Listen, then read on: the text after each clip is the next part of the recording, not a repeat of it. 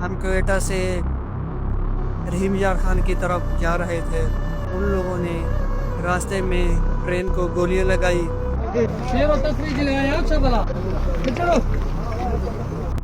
یہ کہانی ایک ایسے سفر کی ہے جو کوئٹہ سے سکون سے شروع ہوتا ہے مگر بولان کے پہاڑوں میں جا کر جنگ کا روپ لے لیتا ہے. 11 مارچ 2025 پاکستان کی تاریخ کا وہ دن جس میں 380 مسافر ایک قتل گاہ میں پھنس گئے. یہ ویڈیو میں نے خود ہی بنائی تھی اور جہاں ایروز نظر آ رہے ہیں یہ ایگزیکٹلی وہ پلیس ہے جہاں جعفر ایکسپریس کو ڈیریل کیا گیا تھا.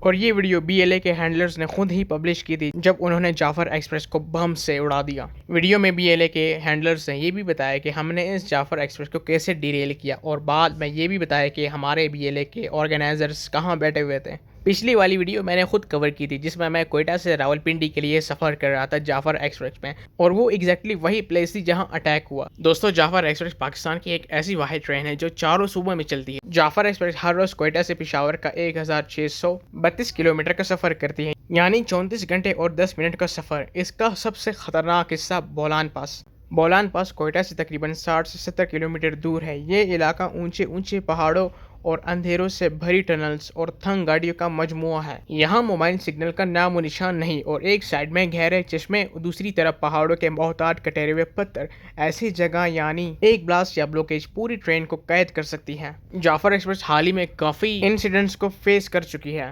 جیسے کہ 17 نومبر 2015 میں آبیگم ڈیریلمنٹ. یہ ٹرین کوئٹہ سے راولپنڈی جا رہی تھی. آبیگم کے قریب ڈیریل ہو گئی جس میں 20 لوگ مرے اور 96 زخمی ہوئے اور یہ انسیڈنٹ بریک فیلنگ کی وجہ سے ہوا کیونکہ بولان کی پہاڑیاں اوپر اور نیچے ہیں اور یہاں پاکستان کا سب سے اونچا ریلوے اسٹیشن کولپور ریلوے اسٹیشن بھی ہے. 2016 میں بھی اس کو بم سے اڑایا گیا تھا جس میں ملٹیپل کیجولٹیز کو نوٹ کیا گیا تھا.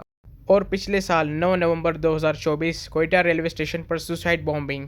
یہ بہت ہی زیادہ بروٹل بومبنگ تھی جس میں 40 لوگ شہید اور 55 سے زیادہ زخمی تھے اور اس کی ذمہ داری بلوچستان لبریشن آرمی نے مجید بریگیڈ نے ذمہ داری قبول کی. اور اس کے بعد 11 مارچ 2025 جعفر ایکسپریس ہائی جیکنگ یہ سب سے بڑا انسیڈنٹ تھا. ملیٹنٹس نے ٹرین کو پہلے بم سے اڑایا اور بعد میں لوگوں کو ہاسٹیج بنا کے رکھا. مگر سوال یہ ہے کہ بی ایل اے والے اس ٹرین کو نشانہ ہی کیوں بناتے رہے؟ اس کے پیچھے وجہ یہ ہے کہ پاکستان کی آرمی موسٹلی اس ٹرین کو یوز کرتی ہے جس کی وجہ سے بی ایل اے والے اٹیک کرتے ہیں اس ٹرین کے اوپر. جب بی ایل اے والوں نے اس ٹرین کو ہائی جیک کیا تو ان کی ڈیمانڈز تھے بلوچ سیاسی قیدیوں فورسفلی ڈسپیئرڈ لوگوں اور نیشنل ریزسٹنس ایکٹیوسٹ کی بلا شرط رہائی ورنہ کیا انٹروین کیا تو ہاسٹیجز ایگزیکیوٹ ہوں گے. اس کے بعد دوستو پاکستان کی آرمی اور ایف سی نے مل کر آپریشن شروع کیا. لوکل لیویز اور ایف سی نے ٹنلز کے دونوں اینڈز بلاک کر لیے. رات کو چھوٹی گروپس میں کچھ پیسنجر کو سائڈ پہ کر لیا اور فرسٹ فیز میں 150 لوگ سیف نکلے. ملیٹنٹس نے 48 گھنٹے کا الٹیمیٹم دیا تھا. اسی دوران اتھارٹیز نے ان کو انگیج کرنے کی کوشش کی تاکہ ٹائم مل سکے ریسکیو پلاننگ کے لیے. Main operation F C army اور ریلویز پولیس نے ملٹی پرولونگ ازلٹ کیے. کمانڈوز نے ٹنلز کے دونوں اینڈ سے انٹری لی. سنائپرز اور ڈرون اوور واچ ٹنل کے ماؤتھس پر ڈپلوائے ہوئے. ہیوی فائرنگ ہوئی پھر کلوز کاؤنٹر کمبیٹ ٹنل کے اندر. جب ملیٹنٹس انگیج ہوئے سیکیورٹی فورسز نے ایمرجنسی کوریڈور بنایا اور پیسنجرز کو ایک کوچ سے نکالا. بہت سے پیسنجرز کو ٹنل کے سائڈ شافٹ سے ایویکویٹ کیا گیا. کچھ کو آرمرڈ وہیکلز میں بٹھا کر مچ اسٹیشن ٹرانسفر کیا گیا. آپریشن کے بعد 300 سے زیادہ پیسنجرز سیف نکالے گئے. اینڈ رزلٹ یہ تھا کہ 2000 سے زیادہ اٹیکرز مارے گئے. سورسز الگ الگ نمبرز دیتے ہیں یعنی 30 تک اور 20 سے زیادہ مسافر انفارچونیٹلی شہید ہوئے. لوکوموٹیو اور ایک کوچ بیڈلی ڈیمیج ہوئے. اور یہ لوکوموٹیو بولان سیکشن جو GU-20 کے نام سے جانا جاتا ہے امریکن میڈ لوکوموٹیو ہے. یہ اسپیشلی اسی ایریا کے لیے بنایا گیا تھا. مکمل تباہ ہوا جس کی قیمت 70 کروڑ سے زیادہ ہے. دھماکے کے بعد لوکوموٹیو کا نیچے کا بوگی سسٹم بالکل تباہ ہو گیا تھا اور اس سے کمپلیٹ اوور ہال کے لیے اوور شاک بھیجنا پڑا. یہ ڈیمیج ریلوے کے لیے بڑا فائنینشیل نقصان ہے. ان سب کی جڑ بی ایل اے ہے. بی ایل اے یعنی بلوچ لبریشن آرمی ایک ملیٹنٹ سیپریٹسٹ گروپ ہے جو کہتے ہیں کہ بلوچستان کو آزادی ملنی چاہیے. یہ 2000 سے شروع ہوا اور زیادہ ایکٹیو اسی ٹائم سے ہے. ان کا کہنا یہ ہے کہ جب تک ریسورسز اور حقوق بلوچ کو نہیں ملتے وہ آرم سٹرگل کرتے رہیں گے. انٹرنیشنل لیول پہ بی ایل اے کو ٹیررسٹ آرگنائزیشن ڈکلیئر کیا گیا. دوستو بلوچستان پاکستان کا سب سے ریسورس رچ پروونس ہے یعنی گیس کاپر گولڈ کول اور باقی سب چیزیں یہاں سے نکلتی ہیں. سب سے پہلے 1952 میں سوئی گیس ڈسکوری ہوئی اور گیس نکل کر پنجاب سندھ اور کے پی بیچ دی گئی. لیکن کوئٹہ اور بلوچستان کے زیادہ شہروں کو اس وقت تک گیس کنیکشن نہیں ملی۔ بلوچستان 1948 سے ہی الگ الگ انسرجنسیز کا شکار رہا ہے۔ BLA کا کہنا ہے کہ ان کی زمین کے ریسورسز، تیل، گیس اور منرلز ان کے حق کے مطابق نہیں ملتے، اور سب سے زیادہ انسرجنسی سٹارٹ تب ہوئی جب CPEC یعنی چائنا اکنامک کوریڈور بنا۔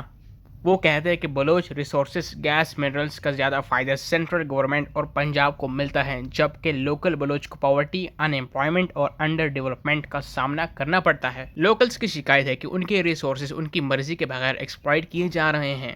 کوئٹہ اور زاہدان لائن ایران کے ساتھ بارڈر ٹریڈ اور ملٹری سپلائی لائن کا حصہ ہے۔ سیپریٹسٹ اس سے سمبلک اور اسٹریٹجک ٹارگٹ سمجھتے ہیں۔ اٹیک کا ایم ہوتا ہے کہ پاکستان اور ایران کے درمیان ریلوے آپریشنز کو ڈسٹرب کیے جائے اور گورنمنٹ کو پریشر دیا جائے۔ پاکستانی اتھارٹیز کا کہنا ہے ان انڈیویجولز کی ٹریننگ افغانستان اور فائننسنگ انڈیا کرتی ہے۔ یعنی 11 مارچ 2025 میں جو انسیڈنٹ ہوا اس میں انوالوڈ تھے۔ ہاویور انڈین اور افغانستان فورین منسٹری نے اس کو ریجیکٹ کر کے کہا کہ یہ بیس لیس ایلیگیشنز ہیں، اور افغانستان کی فورین منسٹری نے کہا کہ اگر پاکستان اپنے سیکیورٹی فورسز کے اوپر دھیان دے تو یہ بہتر رہے گا۔ تاہم پاکستان کی آرمی بہادری سے لڑ رہی ہے۔ BLA کے ہینڈلرز صرف پنجاب سے تعلق رکھنے والے معصوم شہریوں کو موت کی گھاٹ اتار رہے ہیں۔ BLA نے نہ صرف ٹرین کے اوپر اٹیکس کیے بلکہ بسز کے اوپر بھی اٹیکس کیے، جس میں درجنوں بے گناہ اور وہ لوگ بھی شامل تھے جو اپنے گھر میں کسی فوتگی کے لیے سفر کر رہے تھے، شہید کر دیا۔ نہ ہمارا مذہب یہ اختیار دیتا ہے کہ ہم معصوم شہریوں کی جان لیں، اور نہ ہی انسانیت۔ تو آخرکار ان سب کا حل ہی کیا ہے؟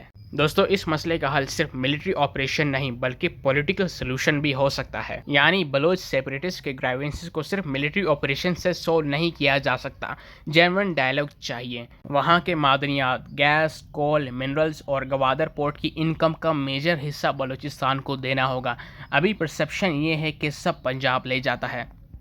پروونشل اٹانومی یعنی 18th امینڈمنٹ کو پراپرلی امپلیمنٹ کرنا، لوکل گورننس کو اسٹرانگ کرنا، وہاں ایجوکیشن اینڈ جابس پیدا کرنا، یوتھ کو کوالٹی ایجوکیشن اور جابس پرووائڈ کرنا، ورنہ وہ ملیٹنٹس کے ہاتھ لگ جاتے ہیں۔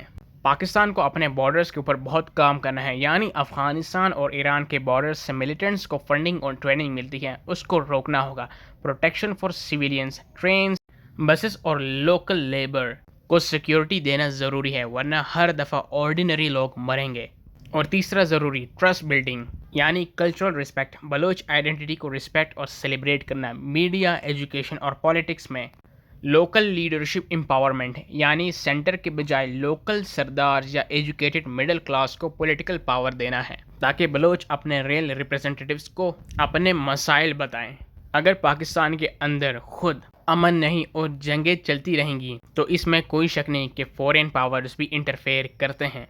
اگر پاکستان اندر سے فیئر ٹریٹمنٹ کریں تو باہر کے ہاتھ کمزور ہو جاتے ہیں۔ اس کی مثال ہے کہ نواب اکبر بگٹی کو 2006 میں ملٹری آپریشن میں مار دیا گیا۔ اس وقت وہ بلوچستان کا ایک پاورفل لیڈر اور سرداری سسٹم کا سمبل تھے۔ بگٹی کی موت نے پورے بلوچستان میں غصہ پھیلا دیا۔ پہلے جو لوگ صرف پولیٹیکل رائٹس مانگ رہے تھے ان میں بہت سے زیادہ آرم اسٹرگل کرنے لگے، اور سیپریٹسٹ گروپس BRA، BLF زیادہ ایکٹیو ہو گئے، اور انہوں نے پنجابیز اور سیکیورٹی فورسز کو ٹارگٹ کرنا شروع کر دیا۔ اس وقت سرکار نے زیادہ ملٹری آپریشنز کی انسٹیڈ آف ڈائیلاگ، اور ٹرسٹ اور بھی ٹوٹ گیا۔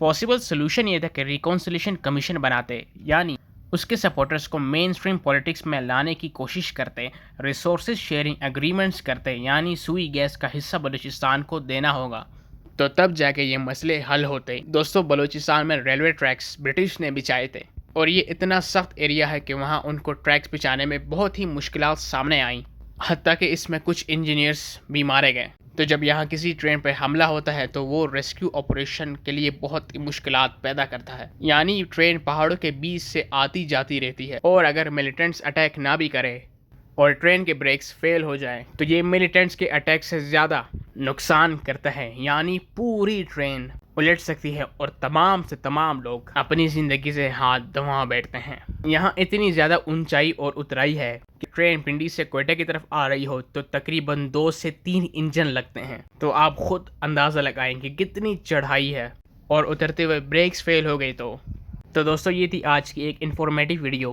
آئی ہوپ کہ بلوچستان کے مسائل حل ہوں تاکہ ہر کوئی بلوچستان آسانی سے آئے اور جائے. سو آج کے لیے اتنا ہی. پاکستان زندہ باد. اللہ حافظ.